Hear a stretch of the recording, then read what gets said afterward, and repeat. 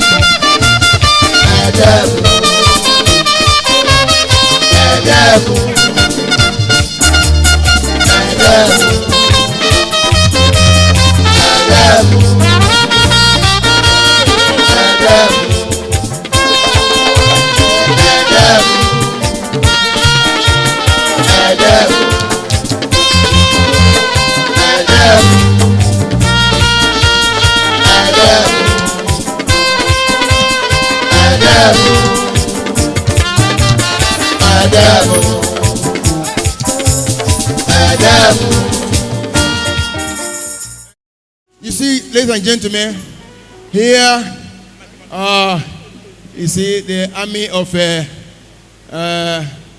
who is who among the Egyptians in the country.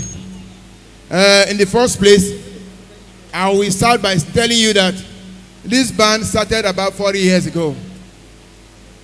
And 40 years ago, it is no joke when you talk about one's own vocation. So, you'll be hearing, they'll be calling Ojonwe. I started this band with this gentleman. He's there now, and I said. So, you can see, I think he's well fed. I started this band with him 40 years ago. So we don't tell us when you are 10, you say you are 15. When you are 2, you say we are 1 because of maybe one thing or the other. The truth is always there. His immediate twice at that time was this gentleman, Azike Gwasa.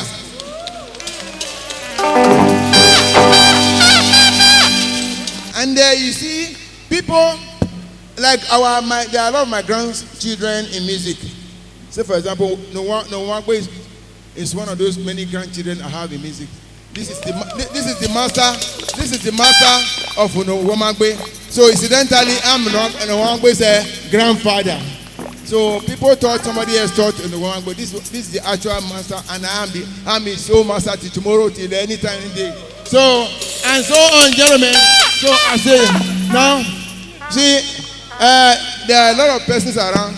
You see, this man, Christopher is the name. Let me try to introduce him. There are a lot of. He has other senior in between. So a lot. I cannot introduce everybody, but I must not fail to introduce 2 persons. Even though the rest of them, they have done a lot for this band. This man, he has been sitting behind the drum. We have many drummers here. I decided to compel him to sit behind the drum for me today. And they have been doing Philip Agbon. He must do it. He said he will play more for you. Just wait, don't go away. Let me entertain you a little. And as I was saying, as I'm saying, a lot of people they are here. You are equally matched. There's nobody who is not great here. But I must not fail to mention some few persons. This man is Chief Okaibe of Benin. It's not just a nickname. Eri Okaibe. You see, there are so many Okaibens. He is a substantive Chief Okaibe. A current Chief Okaibe of Benin. Now, what I'm saying here is that I've taught ordinary person as much as I've even gone as far teaching a chief. So, in my area of my trainees, I have the Chief Okaibe of Benin.